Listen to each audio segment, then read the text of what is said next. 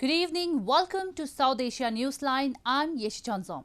Here are the top stories we are tracking for you on Wednesday, the 27th of January.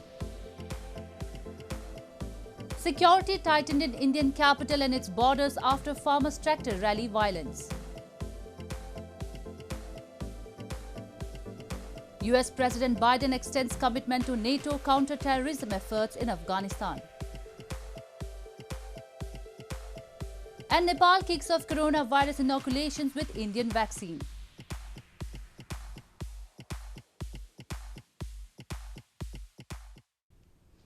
And now for all the details. Security was beefed up in Indian capital New Delhi on Wednesday following violent clashes between protesting farmers and police. A protest parade of tractors around the city's fringes to coincide with Tuesday's Republic Day celebrations turned to chaos when some farmers diverged from agreed routes, breaking through barricades and clashing with police, who used tear gas and baton to try to restrain them. Security was tightened in New Delhi and its borders on Wednesday after a massive farmers' tractor rally to coincide with Tuesday's Republic Day celebrations witnessed violent clashes between protesting farmers and police. Thousands of farmers protesting against new farm laws that liberalize agriculture sector had stormed into the historic Red Fort complex in the Indian capital after tearing down barricades and driving tractors through roadblocks. Police fired tear gas in an unsuccessful bid to force the protesters back. One protester was killed, a witness said, and Delhi police said 86 officers had been injured across the city. Police said they had registered 22 cases against protesters on charges including rioting, damage to public property, and assault on public servants. Meanwhile, farmer leaders on Wednesday condemned the violence and breaching into the Red Fort by a section of protesters. लाल किले पे जो भी हिंसक घटनाएं हुई, लाल किले पे जो भी झंडा फहराया गया, हम उसकी सपोर्ट नहीं करते, हम उसकी निंदा करते, वो हमारा कार्यक्रम नहीं था। हमें क्योंकि देश का वो एक जगह एक सिंबल है, तो वहाँ ऐसा नहीं होना चाहिए और हमें पूरे जो देश के सामने हुआ उसको एक तरह से पूरे आंदोलन को हमें शर्मिंदा किया, हम महसूस करते हैं और हमें उस पर खेद है, ऐसा नहीं होना चाहिए। Angered by the new laws that they believe benefit only big corporations, tens of thousands of farmers have been camped on the outskirts of the New Delhi for 2 months. Several rounds of talks between farmer unions and the government have failed to resolve the impasse, as farmer leaders have rejected the government's offer to delay the laws for 18 months, making a push for repeal instead. India has vaccinated 2 million health workers in less than 2 weeks and recorded 12,689 new coronavirus positive cases in the past 24 hours, the lowest daily spike the country reported after 8 months. Meanwhile, Indian Council of Medical Research on Wednesday said that Bharat Biotech's Covaxin vaccine has been proved to work against new UK COVID strain. Covaxin has been jointly developed by Bharat Biotech and the ICMR. India, that kicked off the world's largest vaccination drive on January 16, has breached the 2 million mark in vaccination of healthcare workers. As per the Health Minister report on Wednesday, a cumulative 2,029,424 vaccinations have been completed so far through 36,572 sessions. This comes as India reported 9,102 new cases of the novel coronavirus in the last 24 hours, the lowest daily spike the country reported after 8 months. With the fresh COVID-19 cases, the tally has now mounted to 10,676,838.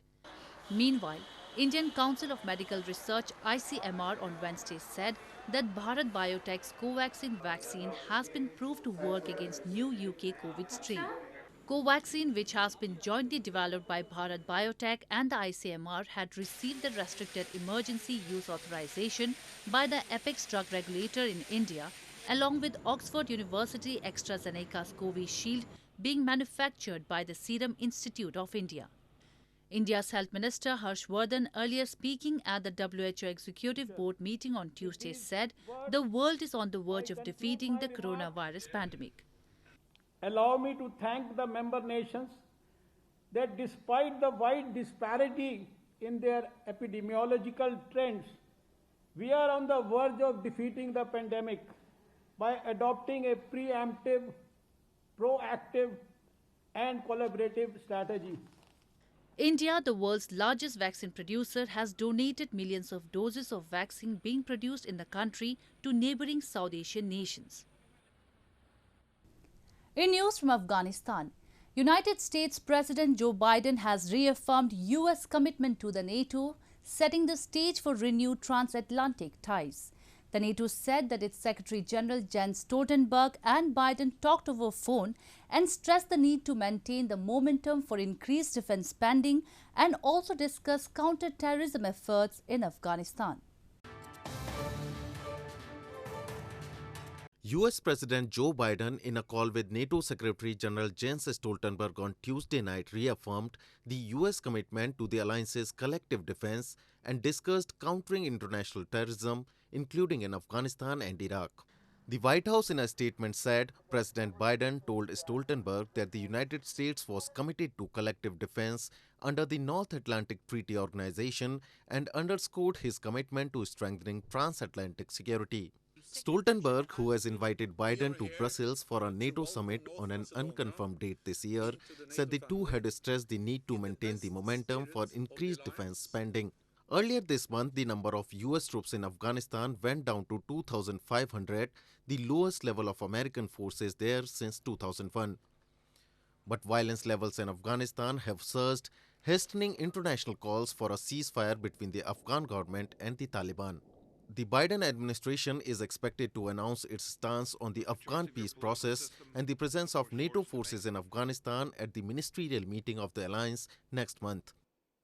Moving on, all line department employees in illegally occupied region of Gilgit-Baltistan recently held a press conference to raise the demand of equal pay and allowances at par with other government employees in Pakistan. Highlighting exploitation, they blame the authorities have kept on delaying the process for the past several years. All Line Department Employees Association in the illegally occupied region of Gilgit-Baltistan recently held a press conference highlighting discrimination in salaries granted to them. The association leaders said the employees have been long demanding equal pay, time scale, hiring and utility allowances at par with their counterparts in Pakistan, from which they have been deprived. They want to hold massive protests against the government if their demands are not met. हमारा main मकसद सबसे पहली जो बात है वो तनख्वाहों के अंदर जो डिस्क्रिमिनेशन पाया जाता है तो हम हुकूमत वक्त से यहाँ की प्रोविंशियल गवर्नमेंट से ये मुतालिबा करते हैं, अपील करते हैं कि खुदारा मतलब इस डिस्क्रिमिनेशन को ख़त्म करें और सारों की तनख्वाहें जो हैं बलिहाज ओहदा स्केल उन सारों की तनख्वाहें जो हैं वो इक्वल कर दें. Locals and government workers in Gilgit-Baltistan have to often hit the streets to demand even their basic rights. There are over 50,000 line department employees across Gilgit-Baltistan. They said it is indeed appalling that people who have served for several years in the government have still not been given equal rights. In news from Nepal government on Wednesday started the first phase of a vaccination campaign against COVID-19 as Nepali Prime Minister KP Sharma Oli inaugurated the campaign through a virtual event. The vaccination process began from 120 vaccine centers across the country and targeted health workers, sanitation workers and elderly people living in care homes, among others. Rolling out 1 million vaccines produced by Serum Institute of India and provided by Indian government in grant assistance, Nepal on Wednesday started its inoculation drive against COVID-19. Frontline workers such as doctors, nurses, hospital cleaners, members of security forces are the first to get the jab in the Himalayan nation. Nepal received a batch of 1 million doses of Covishield vaccine from India on grant assistance last week, which also would be administered to the elderly as well as those suffering from chronic diseases with the second phase of COVID-19 vaccination. Meanwhile, Nepal's caretaker Prime Minister KP Sharma Oli has expressed his gratitude towards India for extending 1 million dosages of COVID Shield within a week of its rollout in India. हामीले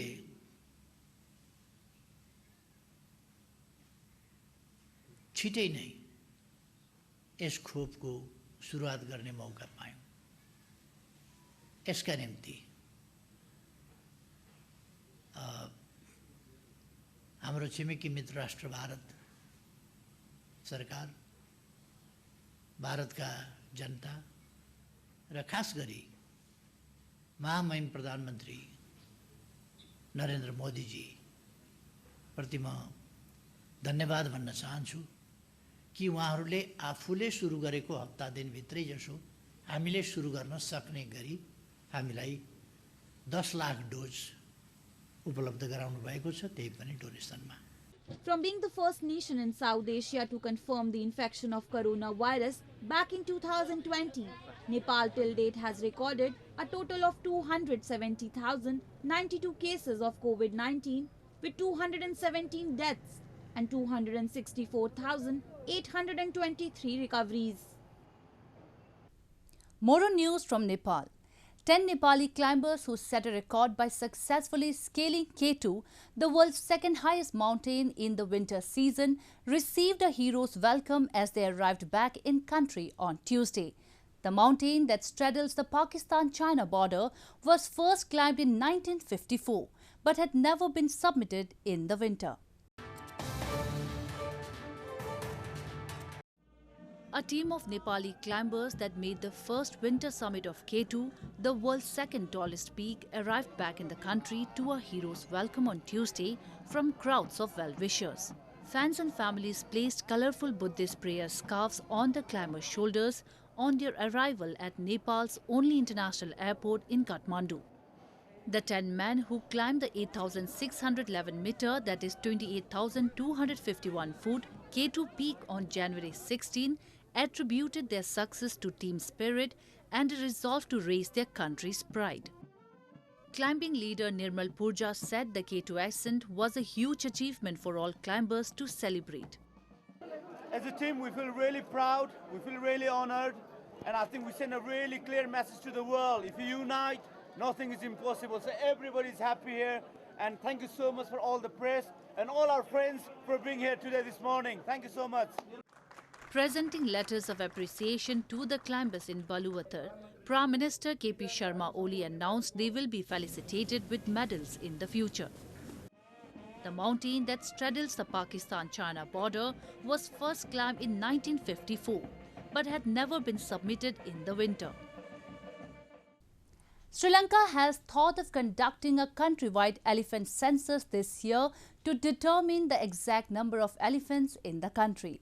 This comes as the island nation last year recorded the highest annual elephant deaths and second highest human deaths in the world due to the human-elephant conflict. Sri Lanka's Department of Wildlife Conservation will conduct a countrywide elephant census this year to determine the exact number of elephants in the country, local media reported earlier this week.